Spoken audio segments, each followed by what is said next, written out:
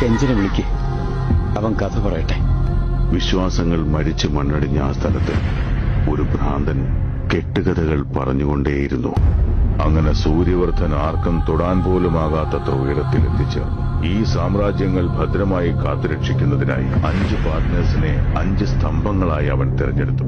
അയാളുടെ ഏറ്റവും വലിയ കരുത്ത് സഹോദരനായ അധീരയായിരുന്നു. അവന്റെ സാമർഥ്യത്തിൽ കെട്ടിയുയർത്തിയ ഈ കോട്ടയിൽ സൂര്യവർദ്ധന്റെ മകൻ ഗരുഡയും പങ്കാളിയായി. അവരെ രണ്ടുപേരെയും ഭയന്ന് KGFന്റെ നേർക്ക് വിരൽ ചൂണ്ടാൻ പോലും ആരും ധൈര്യം കാണിച്ചിരുന്നില്ല.